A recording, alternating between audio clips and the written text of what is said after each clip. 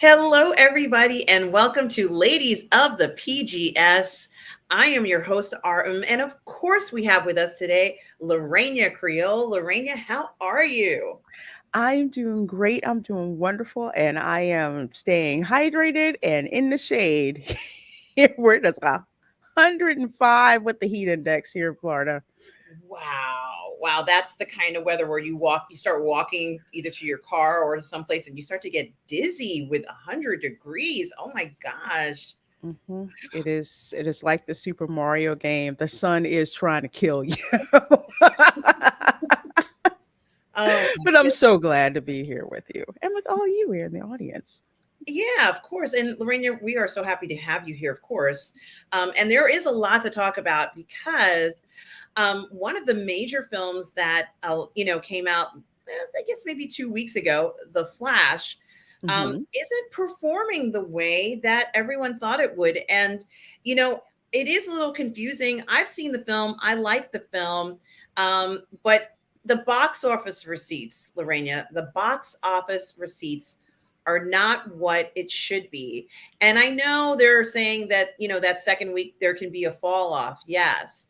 But a film that I think came out over a month ago returned to the number one spot. And that's very rare, isn't it? Hmm.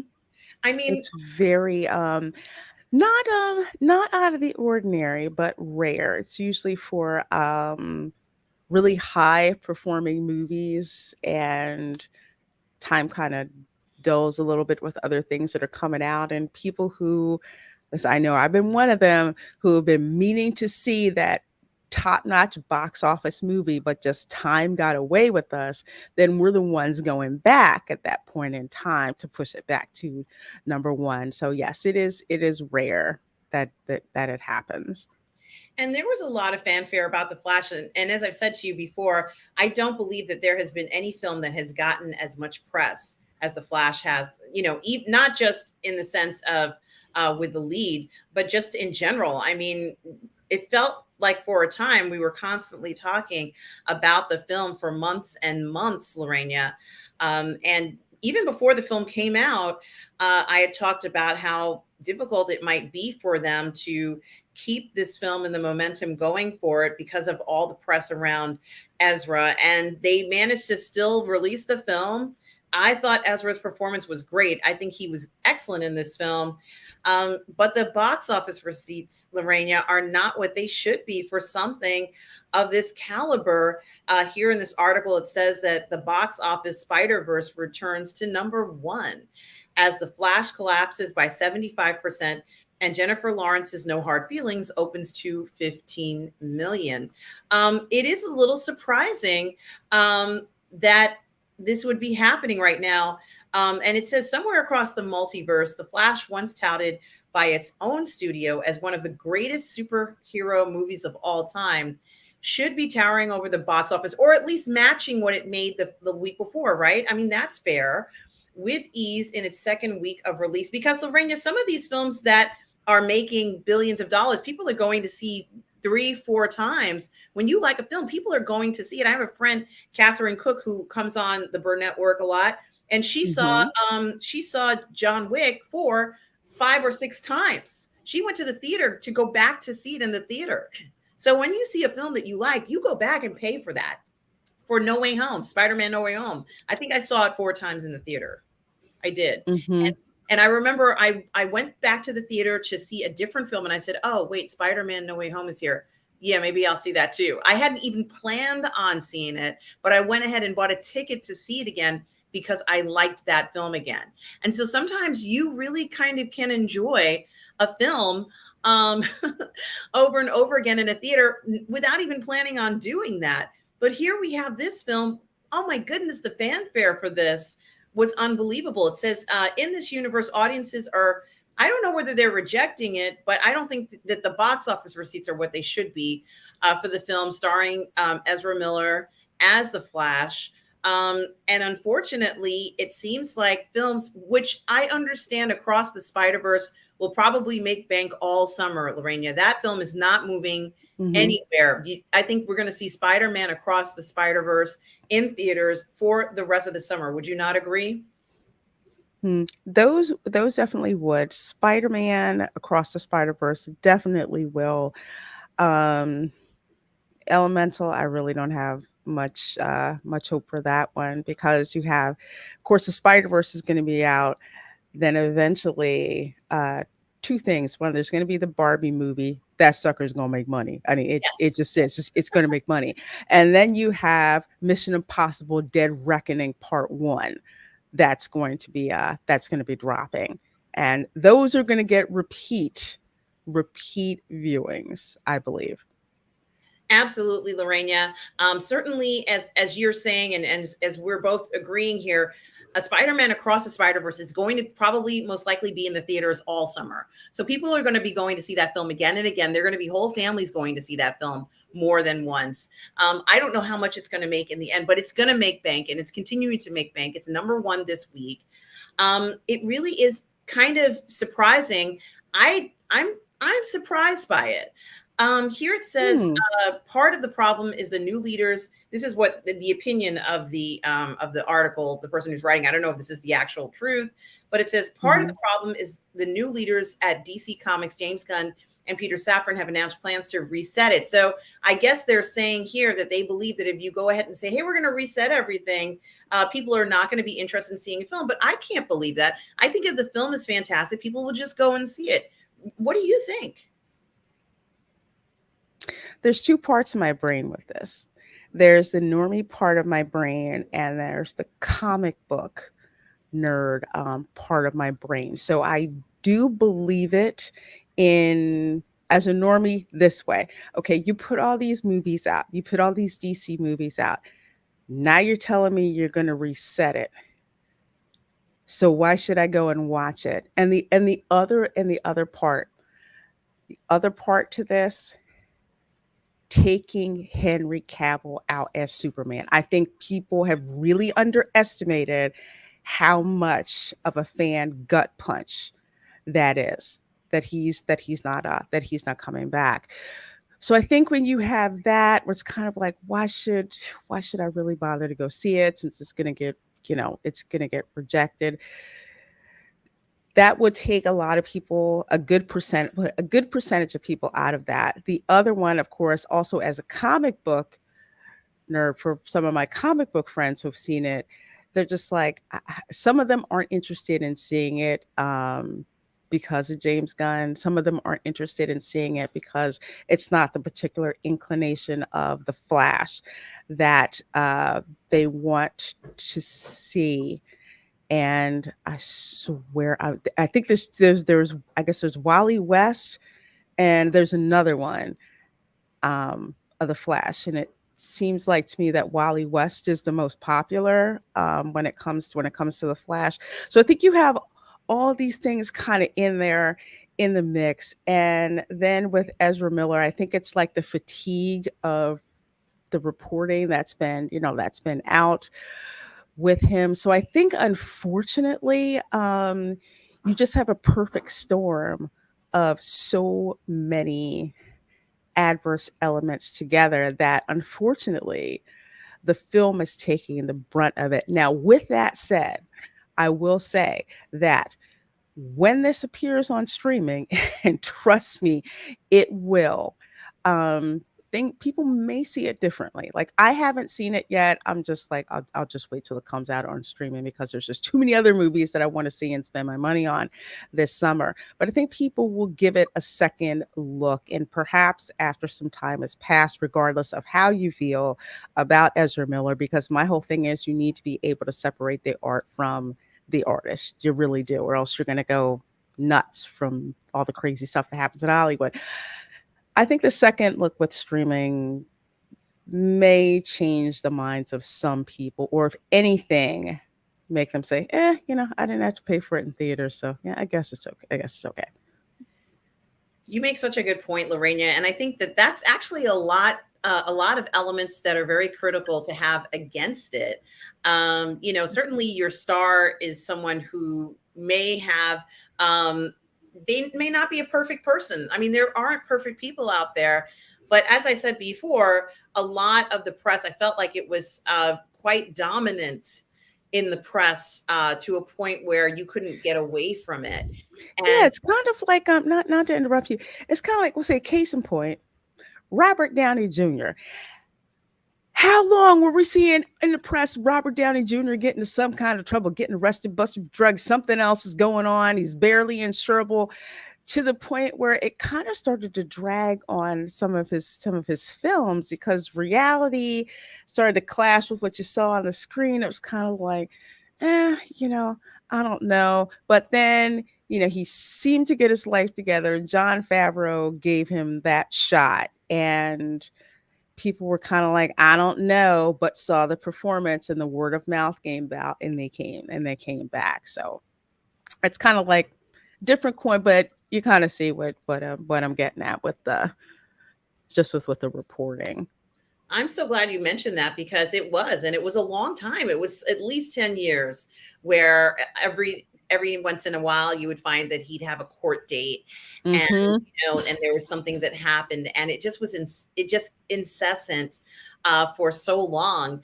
And for Ezra, I would say it was a good year and a half, 2 years of reporting on quite a few of, let's say, some issues that he was having, which I guess Mm-hmm. have to be, they have to go to court. I can't remember all of the details, but it certainly was a lot of press about it, and not so much press about the Flash. It was focusing away from the point of the entertainment side of it. And I always say, if you're not talking about the entertainment side, then you're not promoting the film. So, you may be speaking about an artist who is having trouble, but that's not going to do anything for your film. And that was just one of the things. And I agree with you, Lorena. It was an emotional roller coaster ride last year when it looked like we were going to get Henry Cavill back. And I thought, Mm-hmm. wow, miracles do happen. It was just, I could have sworn I saw a unicorn in front of my home that day. But then and as you and I have said before, how classy Cavill is, kind of letting us know Mm-hmm. about the news, about what happened. And he was just such a gentleman. He did it with so much honor and style that even I couldn't, I just thought, wow, this guy really is great. um, Mm-hmm. um so but at the same time, it did feel a little bit unfair because of the manner in which they asked him to announce things and things like that. And Mm-hmm. so many of us, not everybody, but so many of us wanted to see him come back because we enjoyed his performance as Superman. So that's something. And I still see in chats with, you and I do a lot of streams. So I still see in chats of streams that we're in where people will say, no Cavill or forget it or something like that. No Cavill, no go, or something to that degree. Mm-hmm. There's, Yeah. we still are very, it wasn't last year. This year they had what they were calling the Snyder Con. It was actually that fundraising event that they had. Yeah. I And that remember was a that. very popular event. And during that event, people were starting to get excited about Henry Cavill. And people were like, keep the dream Mm-hmm. alive. I couldn't even believe what I was seeing, but it was the first on-screen version of the Snyder cut, if you will. And people were incredibly excited, and everybody wanted Henry Cavill to show up. Even at Black Mm-hmm. Adam over the last summer, everyone was hoping that Cavill, there were rumors about him showing up. Gee, Lorena, that was exciting news, and they could have capitalized on that. Even if he wasn't in the film, they could have capitalized on this, Lorena. Come 100%.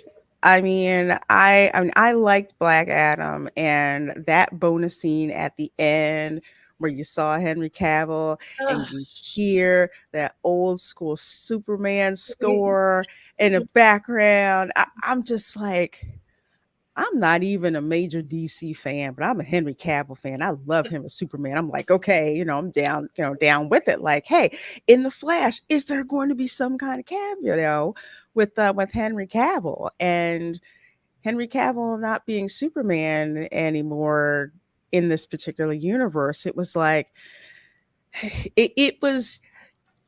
I'll say it. I'll be facetious, and I took that personally. And I think that's what some fans took it personal enough where it's just like, forget that. I'm not interested. Unfortunately, it's like what happens when you try to do a reboot like that. And it is kind of interesting. I think that even, let's say hypothetically, if he had said, well, they're not going to be bringing me back the way that I am now, I'm going to come back in some way, we would have even taken that. We would have been happy with any kind of iteration, I think, of Cavill, as you're saying, Lorena, even a hint of him. And that's what we got. We got this fun, kind of, respectful thoughts of him being, coming back and then not happening. And I think for the most part, we're grown ups. We can handle this. But boy, it was it was like it was a zinger, wasn't it? It was a real zinger, because you're like, ouch. That really was like, ooh. And I think, things like that, like what you mentioned, the press saying that you're getting rid of everybody, it kind of, I almost wonder whether it's better for them to say, we're leaving the door open, but right now we're going to focus on these characters, would be very different from saying, yeah, we don't want to have anything to do with them. It is all about the delivery sometimes, and the way that things are told to fans and people who love this stuff. Even I have best friend who has different tastes. Even I know not to say, well, that's garbage, because that's not, it's going to hurt their feelings, or they'll interpret that as you really mean garbage. So I think it's very interesting in the delivery of all of it. I think Gunn has been okay with the delivery. He's had to deal with a lot of smack talk, and I admit that. I admit that he's had to go through a lot. But here in this article, Lorena, focuses a lot on what you and I are talking about, and honestly, what a lot of people in the chat are talking about. The Flash's box office struggles are a mess of DC's own making. Now, it's not 100% truth we're talking about. This is just a speculative article, guys. So this is just, we're just speculating as to why it's not performing, right? And it says the cash has been counted. The Flash is a flop. So is its star Ezra Miller to blame, or have we all just had enough of major studios middling comic book fashions? And you look at even this picture, it looks good. Like, there's a lot of the pictures and the setup and stuff that look good to me, Lorena. Kind of a nice shot. It says it was billed immediately by the studio itself as probably one of the greatest superhero movies ever made. Now, if you're saying that, I can understand having pride in your work. I'm certainly, and I have to congratulate all the production team that went into making the Flash look incredible. The amount of time and energy it took, all the changes they had to make, everything that everybody did to make that come to fruition. You guys rock. You do. But with it being said, that is, I think, if I have to think about the greatest superhero movies I've ever seen, I think that the Spider-Man film, No Way Home, might have been one of the greatest Spider-Man movies I'd ever seen. Oh, yeah. I think I can see that, realistically. That actually made me like Tom Holland, and I did not like Tony Stark Jr. at all in the MCU, but in No Way Home, he won me over. Yeah, and I think that many people would agree. Yeah, that might be the greatest Spider-Man, let's say, in our era of films, that I could boast to. This is going to be hard to deliver. There are so many likes and dislikes, and it's not only going to be difficult to deliver in the sense of taste, but you're at a fork in the road. We're uncertain as to what's going to happen, and that uncertainty plays into this.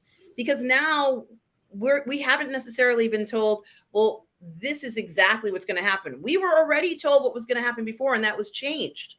So a lot of people don't care for that. That's not, and I can understand why someone wouldn't like that. So here it goes on.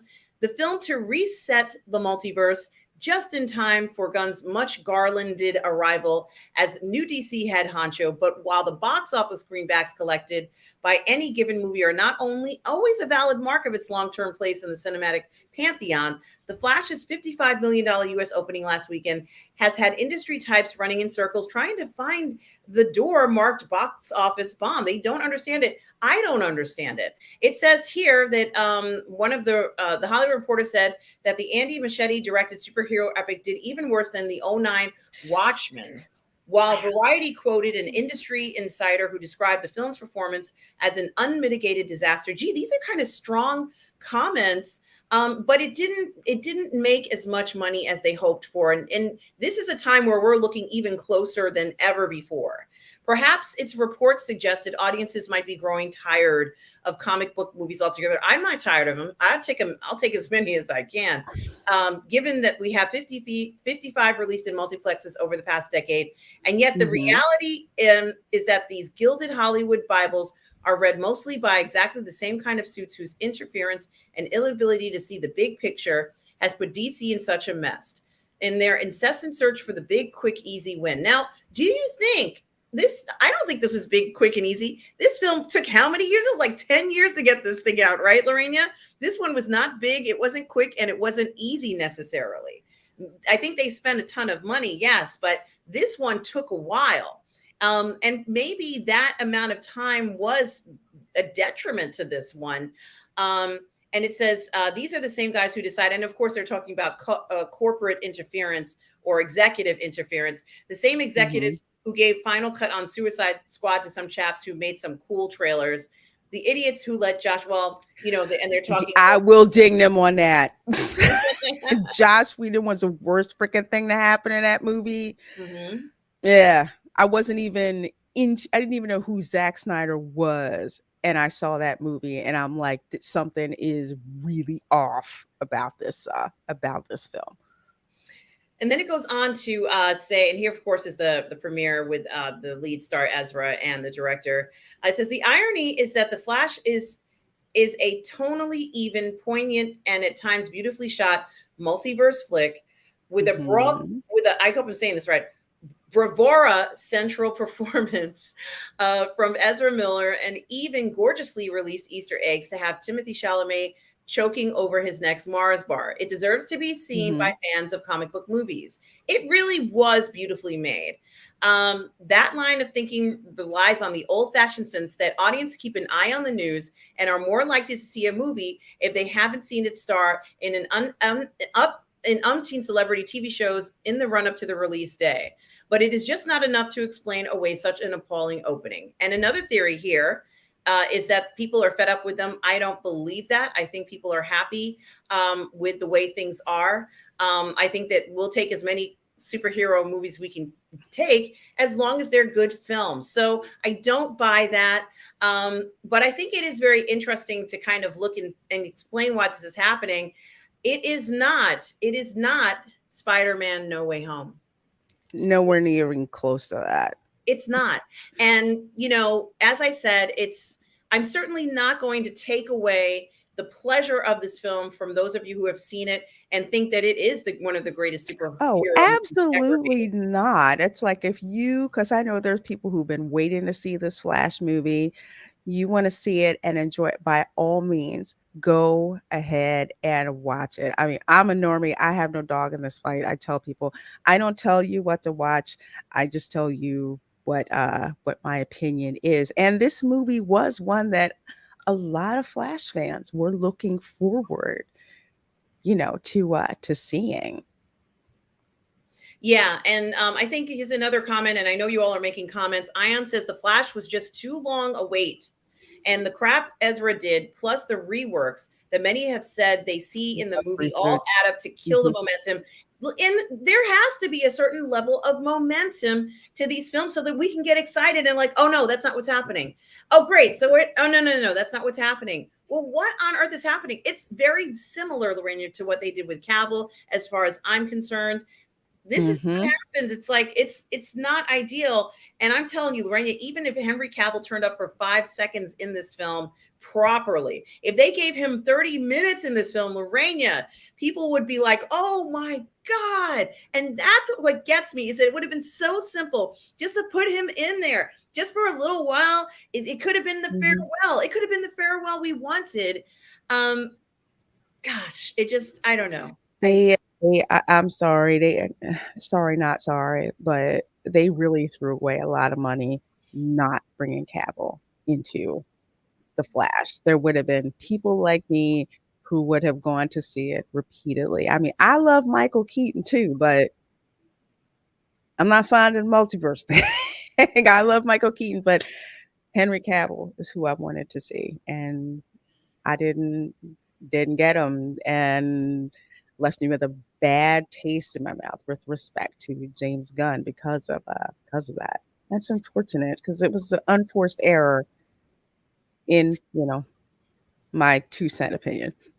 I think you're exactly right. It was an unforced error, and I think that I think Gunn thought he was doing the right thing. Honestly, I think he still feels that way, and that's his decision. We respect that man. Yep, He as works an artist, hard. that is his prerogative. He works hard. He makes films. He makes great films. We certainly respect him. This is not about him personally. We're just talking about that decision. And I'd like to think maybe it was also maybe not entirely his decision. I have a feeling it's not ever really just one person's decision for something like this. But something, I don't know. Maybe we'll see Henry again. Maybe not in this genre, but maybe in something else. But it just, I don't know. Mhm. I can't wrap my head around it when they would have had a home run if they had put him in there. Lorena, this would have made $1 billion if Cavill. It it would have, but I think, and I know I saw someone make the comment, it's not superhero fatigue, it's bad movie fatigue, and I 100% agree when it comes to that. Good movies, regardless of genre, will pull people to the theaters to see them. Absolutely. And I was looking for that when I was going to put it up there. But yeah, absolutely. It isn't superhero fatigue. It's bad movie fatigue. Look at how do you remember when we went to see No Way when I say we, do you remember when you went to see No Way Home? You stepped in there. Mhm. I didn't know what it was going to be like. I had no idea it was going to deliver like that. And I'm still talking about that film. I had no idea it was going to deliver for us. For me, as I said, that's a film where I think you could say it's one of the greatest superhero movies made. It was, and one of the reasons why that I will say is the buildup. They kept asking Andrew Garfield, "Are you going to be in there?" Well, people keep saying stuff like that, and you should just go and see the film. I'm like, he's totally in this freaking movie. Tobey Maguire, I love Tobey Maguire. He's my Spider-Man. They're asking him, he's just like, I have no idea what you're talking about. I'm like, now, normally, because I did not like Tom Holland as Spider-Man. Again, Tony Stark Jr. I'm like, I don't know if I want to see this, but what if Tobey Maguire shows up and everybody finds out and spoils it for me and I didn't see it first? So I said, okay, fine. That is what made me go and see it, just from the, plausible deniability that was out there, but it built up so much stuff. Like, is he going to be in it? Is he not going to be in it? Do you want to miss out on not being there that first weekend and you don't see if he gets there, or not? And I'm watching the movie, and as soon as Andrew Garfield shows up, people lose it. Tobey Maguire showed up. You couldn't hear anything for like a minute because people are flipping out. Oh my God. Oh my God. I'm like, they did it. I'm so freaking glad I saw this movie. And it was so natural. None of it was forced. It was so No. pure. And Doctor Strange was there. And I almost felt like he was a father figure to Spider-Man, let's say. I almost felt like he was a father figure to him, which I don't always feel, necessarily. This felt like he was a father figure. And he's like, I have to tell you, like he was very gentle with him. And, I think that it was very interesting. He did what the young man asked him to do. And I think he knew that if he didn't do this, there would be no way for him to learn from what's happened, and it was just there were so many things. Now that is a film that I think you could make that argument to. And as I said, maybe the greatest Superman, because some people might say there's not enough superheroes in it, Sarimba 333 says, yeah, announcing a reboot before these final movies were released was ridiculous. It's ridiculous. And Irene says, I really don't hate or love or hate the Flash character, and I separate actor from personal life. That is really important. That is true, because regardless of who it is, eventually you just get information overload. It's like, you know what? I don't know. Just, I'm tired of hearing about it. Yeah, and I'm going to read a few more comments. I agreed. I wanted to see Cavill too. That's the reason I didn't go see it. Really? I've heard that from people. Yeah. Oh my Yeah, God. And Mighty Orbit says, I'll say it again. Henry Cavill equals money in the bank. Simple. Um, 100%. I just bring me Cavill. I know this woman. Yes, this is who we want. I mentioned something very interesting, and I love Michael Keaton. I love him. He looks fantastic. He's my favorite Batman next to Adam West. He looks so good in this, Lorena. Keaton sure did help out like they thought it would. It did for some, but not for the majority. That's very interesting because I don't even I think it didn't even need that. This is something that I think is very interesting is Hmm. that let's say that he wasn't in the film and it was just about the Flash and we didn't necessarily see a whole bunch about some of the other characters. I often think, could it have carried itself? Would it have still worked? No Way Home did have a lot of characters, but the storyline of No Way Home, I think, was maybe the home run of it all because it was so good, because it had Hmm. so many elements that we would expect to see in a film like that. And it was very important for the other Supermen to kind of have, this conclusion to their story or the continuance, or we need to find out, certain things that happened that made sense. That was very important. I thought that was certainly enjoyable. Um, but I'm not quite sure whether the way this one was arranged, it was as natural flowing when we had the different Mm. superheroes in it. It's a little different in this case. And that is also very interesting because, after all, the what was interesting about this was that if you look at the two movies, in No Way Home, Spider-Man wanted to do this because he wanted his friends to do better. He wanted them to benefit from him, let's say him disappearing, if you will. But in Right. Flash, the story is he was doing this to save his mother, which I totally get. I understand that. But Hmm. that's, it's I guess it's altruistic towards his mother, if you will. So it was a very different type of storyline that we're talking about, trying to get somebody to still be alive who is deceased, is a very unusual request. Hmm. I think that is a very difficult story necessarily to sell to a person. Versus, I'm altruistic. I want my friends to benefit. Maybe if I wasn't around, they could benefit and things would be better for them. That's totally self-giving, like self-sacrificing. I'm not quite sure. I get it. His mother passed away, and it's horrible. And I wish that hadn't happened in the story. But I don't know whether I like the execution of how it was done in the film in that regard. And some people may question it. Some people might Hmm. question that too. So it's something to think about. There are different reasons why people may or may not go to see a film. But gee, Lorena, if Cavill was in it, I don't think they could have held. I think I would have screamed so loud. But all right, so I'm gonna stop talking about this. I don't want it to flop. I kind of wish that over the July 4th weekend it'll get some momentum and people will go to it and they'll go and spend the money and make it a success, because I really just don't like to see failures. Even if it made a moderate amount, let's say it got up to 800 million, which is a huge amount, Hmm. I would be happy for the film. This is what we want to see. We don't want to see necessarily films, in this position. So guys, let's just keep our fingers crossed that there'll be more people who can go see it. Maybe people are working or other things have come up that's stopping them as well. The holidays, school's going to be out soon. Is school? Yeah, school's going to be out soon. Let's say, Schools have been out. okay.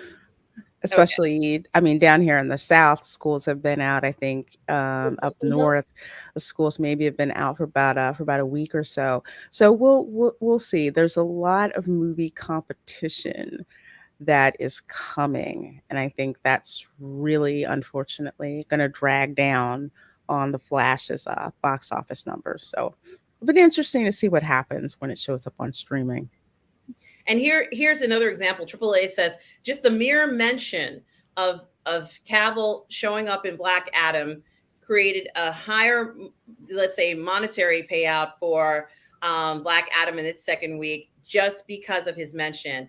They could have even Hmm. started a rumor. Now, I'm not saying they should do this. I'm not saying they should do this because I would have been very, very upset if they had done this, but they could have even Right. a hint. Oh gosh, that he would be showing up. Could you imagine? I don't know. I'm okay. I'm okay. I'm okay. Sure. But it is fun to talk about this, guys. This is what we're here for. We are talking about the different things that are going on. And, like I said, we want this film to succeed. So I'm keeping my fingers crossed that they will go ahead and make some bank. Really, I'm hoping that they'll reach 800 million, and then it's not going to be a complete total loss or whatever way they calculate it.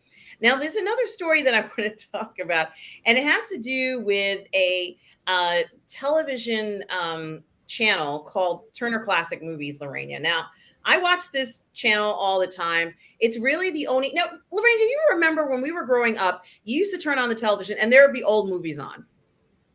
It would be everywhere. There would be all, it'd be late at night. They would have the movie of the week and some channels at 8 o'clock. NBC, not NBC, but it'd be like maybe some of the other networks would have the movie of the week. It's a movie you saw already, but they're showing it again. Movies would go, it felt like they were on syndication sometimes. I gotta move this. This is crazy. How dare they play that ad?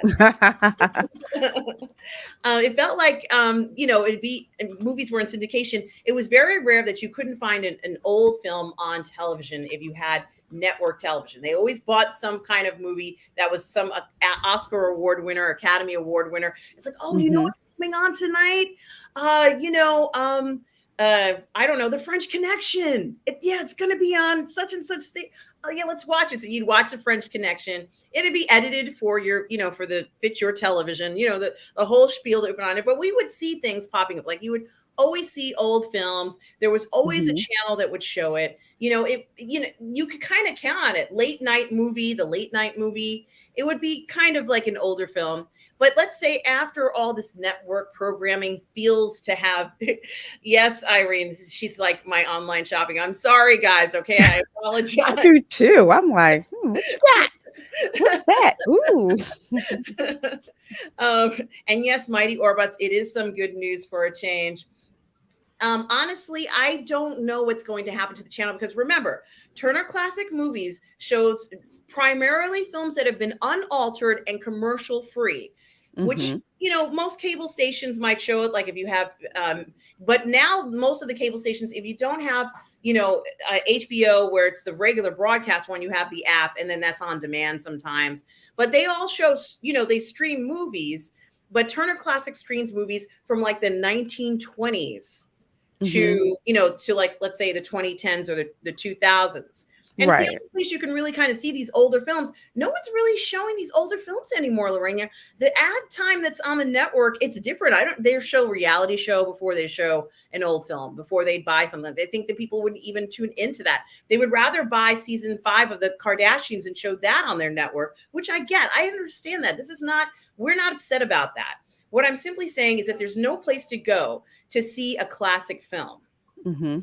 And because there's no place to see a classic film, the only place you could go is Turner Classic Movies. And this is what I'm showing now. This is pretty much the cast of who are the hosts of Turner Classic. I can't get everybody's face in here. This lady here on the right is the president of the Academy of Motion Pictures. And so, she has been instrumental in building up their museum. And Turner Classics has a fantastic relationship with the Academy. They have their own film festival. They have their own cruise. And these hosts are amazing. I'm actually just going to pull it up so you can see their picture a little bit better because that's not fair. Because you're like, what am I looking at?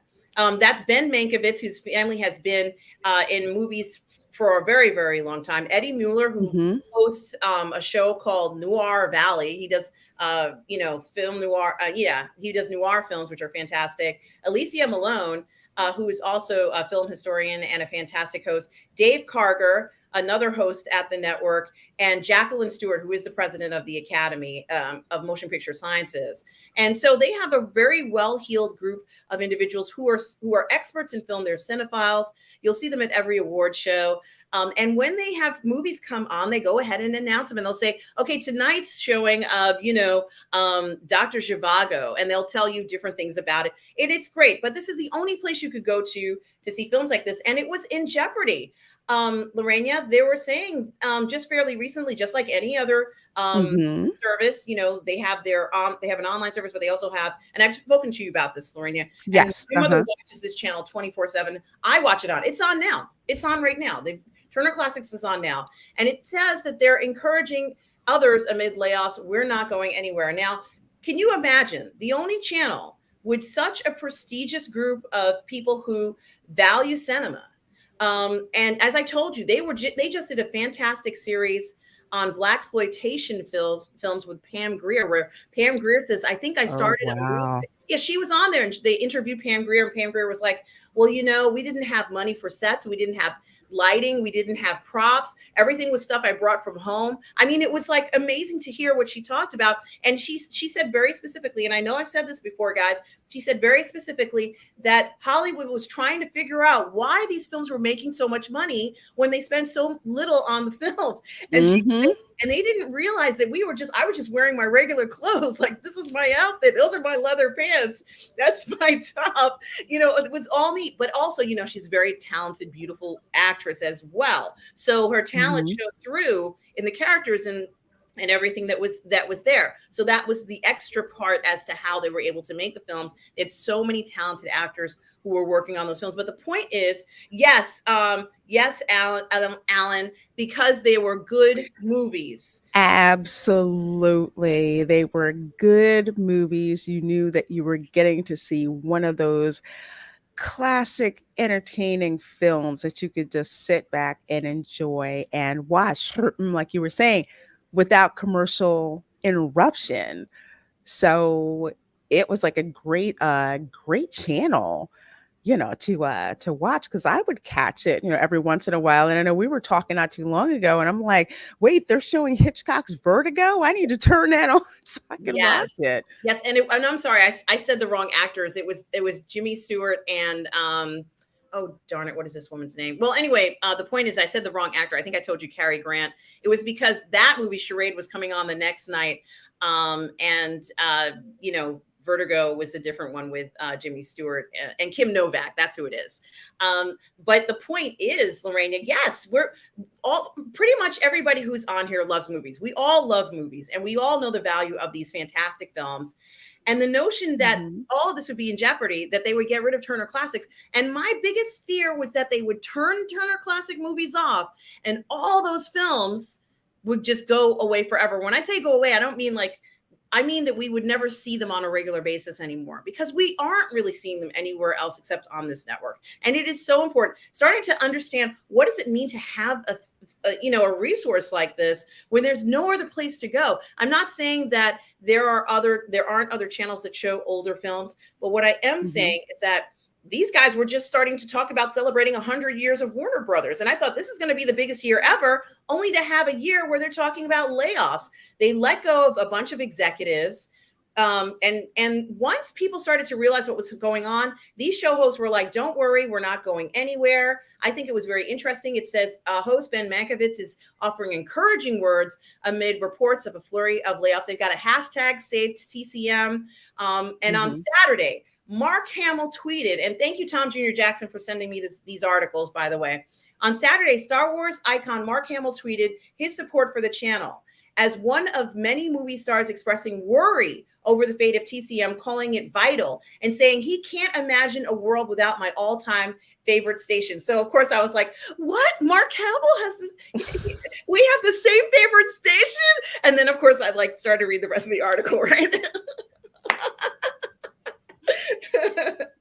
So then, getting back to the article, it says Mankiewicz responded in a tweet thanking Hamill for his support and adding, "You don't have to imagine it. We aren't going anywhere." Now, this is very interesting because, I think that even if the actors themselves, because you know what it means, if you're an actor and you have art and you've created, maybe some of your films will end up on TCM and maybe someone will see that. This is something to think about. Something, Alan, Mhm. this is what they were saying. It was 100 years, on TCM. So it may be older. I'm just saying what their campaign was called. They were like, it's 100 years of TCM. And you can see them all sitting at that table with cocktails in their hand, Alan. And so this was supposed to be this big campaign about this is going to be the greatest year ever, for Mhm. it to turn into years where so many executives in TCM ended up getting laid off. So that's where I really got the 100 years from. But Lorena, what do you think about the audacity of them, them saying, well, TCM doesn't make any money. It doesn't make any money. But you know what? we don't care. We know it's the only one that really shows movies. They right now they're showing an incredible variety of content. Mm-hmm. And you know what? It's not making the money. We're going to shut it off. I am so disappointed and tired of hearing how something of this value is just, they just care about the money. What do you think about this, Lorena? Hmm. It's interesting if you're thinking like your general bean counter, so to speak. My apologies to bean counters out there, but you probably already know what I'm going to say. There's what the bean counters will tell you, and then there's the, I guess, purposeful pursuit of preserving art. Those two aren't always in sync, and it's unfortunate that they see TCM as something that, oh, it doesn't make money, so we're not going to keep it. Well, did you ever think that it's actually than just more than just money? And if I remember correctly, didn't Ted Turner purchase a lot of these movies, like purposely purchase them so he would own them and that they could be, aired unedited, all of that. So what kind of a slap in the face is that to that legacy, to get rid of this? So it's a shame. But unfortunately right now you have Hollywood or the entertainment industry in this sort of corrective cycle where it's kind of like just cut everything, cut everything, cut everything,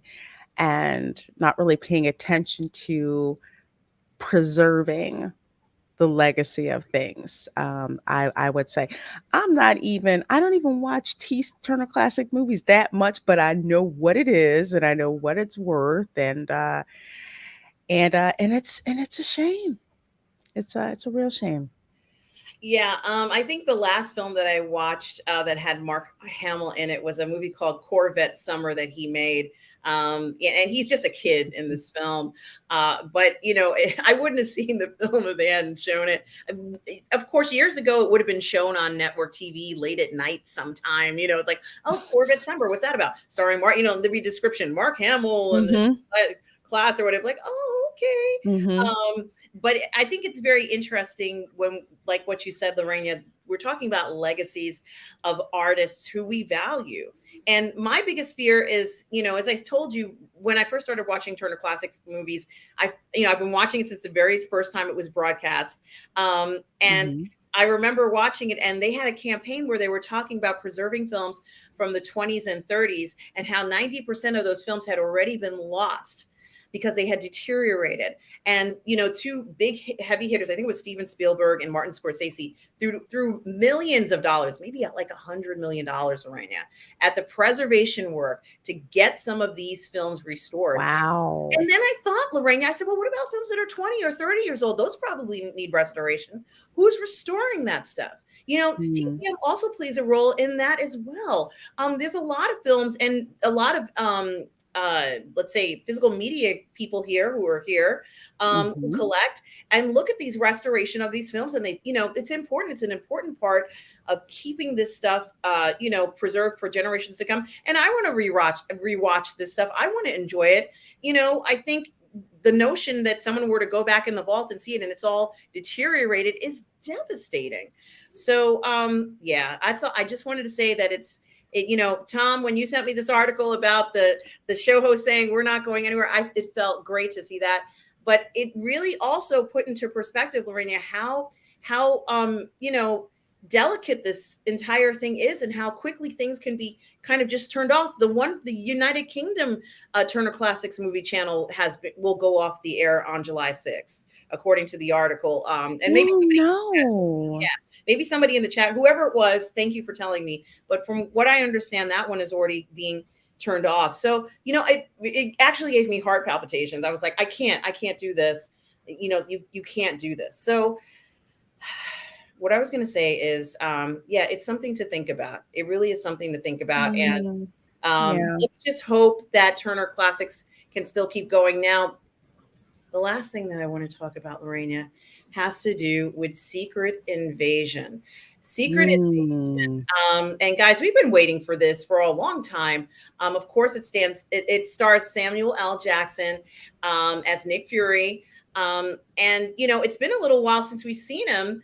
I think it's interesting that and at first I wondered about this because, and I did kind of, I wasn't quite sure why it was going to Disney Plus, meaning I thought it was going to be a film. But it's okay that it wasn't. I mean, from what I can see, and I'm sorry about the pops. These are going to be like pop-ups like crazy on this channel. I have no idea where I got this article from, so I apologize. But it says, Marvel's Secret Invasion demands to be taken seriously. Too bad. And I don't know whether Miss Lawler, who wrote this article from USA Today, and you can kind of, how cool he looks. Of course. He looks so damn when cool. does he not look cool? He looks so cool. And it's really just unbelievable. It says Nick Fury has been off planet and Maria Hill has just really been, and there's a little bit more to it, but the point is that he's been off planet and he's come back. And he's come back, obviously the Skrull situation there. So I watched it and I enjoyed it. And my main concern was that I think if you don't know anything about the Skrulls or how they identify them, how are you going to keep track of who isn't a Skrull? So it depends on what you enjoy. But Lorena, what did you think of the series? There's only been one episode so far. What did you think of it? Well, I've watched the first episode twice, and while it's definitely not bad, it is difficult in parts trying to keep who is and who isn't, a Skrull separated until the last minute. So I found that to be quite confusing in the beginning. Something like that deserves some more exposition, and a series that did that right, two series that did that right, and I have to give a shout out to Mark with the C for bringing this up. Alien Nation and V did it much better, and I think that's what part of where my frustration comes from with watching it. It's not bad. It's nowhere near She-Hulk level. Okay. It's just okay for right now. And when I watch it, it's just like I've seen previous sci-fi shows do it better. So I don't know if they're trying to condense things into 6 episodes where it possibly needs to be 8. I don't know, but those things have been done better in other sci-fi shows. Perhaps it will start to be better with this exposition in the next few episodes, but so far it's an okay watch. I mean, I didn't feel like I wasted my time when I watched it. If anything, I was kind of like, maybe this could have been done better, or this could have been done better, or it could have been started with more of a show rather than tell, instead of looking like a replica of that board from The Usual Suspects. I mean, do something different to show us better what's going on so we can follow. So that's just my personal opinion. Samuel L. Jackson is basically himself. I mean, you cannot help but like him. He's basically more, we'll say, a softer edged version of his Jules character in Pulp Fiction. Yes. Yeah, exactly. I agree with you. And here is here's a picture of V, and I just had to pull it up. This was that famous scene, right, Lorena, where they pulled him up on the podium. The blonde hair, the blonde hair chick pulls him up. She says, "They're not the people you think they are." They are. And she pulls him up there, and she says, "Look!" And she pulls this up. People are like, "Oh!" And we've been watching for I don't know how long. With people's perspective, there's something not quite right. We don't know what it is. And this time we're like, oh, what? Who? We don't know if they're, if they're among us, or, who are you really who you say you're supposed to be? I mean, the way this was literally a masterclass in how you drop a reveal, like this. Because that I remember that moment. Yeah, I and remember that moment. that's I yeah, someone had their hand, it may not even her, but someone had, and then they started to look at the special. That looks great. That look, it looks so freaky just with the reptilian. I mean, first of all, the special effects on this was amazing, was absolutely amazing. But just the difference, like, oh my God, they really are aliens. But they've been hiding in plain sight. Mm-hmm. Yes, they were, and I was looking for a picture of the baby. You know the one, the little reptilian baby. Mm-hmm. Yep. There was, I know there was two of them, but I just have to show it because it was. Oh, it's so good. This is exactly the type of stuff that I really do think is funny because we remember it. This is you. I mean, it was from so long ago, and I have to show it. I'm just going to show it. I'm just going to Oh, show we're gonna show the yeah, Burnett. God, it was so ugly. Oh man, and you couldn't forget this. This is like you could not forget this. Yes, it was. It did. It Yeah, unfortunately. I felt bad. I really felt bad for it, but Yeah. ooh, Lord, feeding her the guinea pig. But we remember it from, and you're right. This was, and I'm so glad that he mentioned that, and that's such a and Mighty Orbit says the reboot was he didn't think it was bad either. So No, especially since Morris Chestnut was in it. yes. Um, but essentially you and I are on the same page here of how are we going to tell? So let's see how it goes.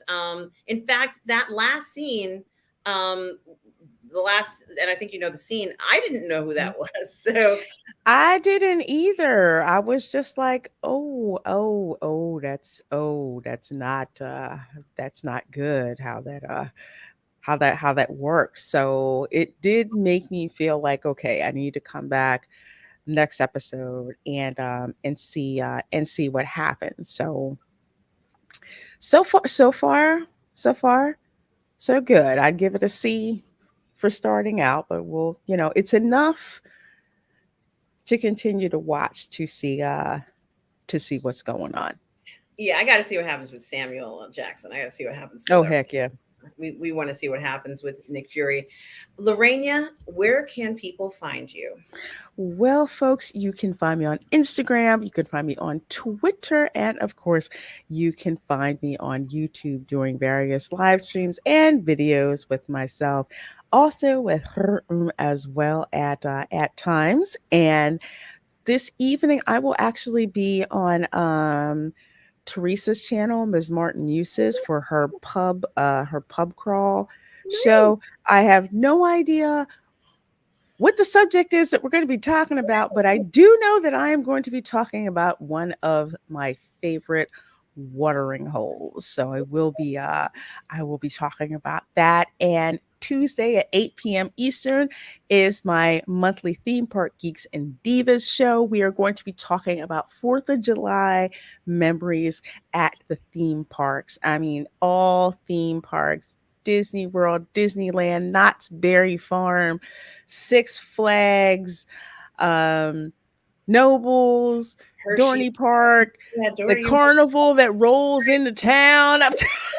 I have one of those. Just those lovely, just those memories of the 4th of July. You're going to a theme park and just how much fun So it much fun. is to go and the stuff, to do and just the memory. So we're going to have fun talking about that on my channel on Tuesday at 8 p.m. Eastern. It sounds wonderful, Lorena. And of course, Lorena and I will be back here on the Burnettwork next week, of course, for the next Ladies of the PGS. On Thursday, Lorena and I will be doing our Toxic Male Appreciation Show on Lorena's Twitch channel at 5 p.m. Eastern Standard Time, and the rewatch at 1 p.m. on Sundays on her YouTube channel.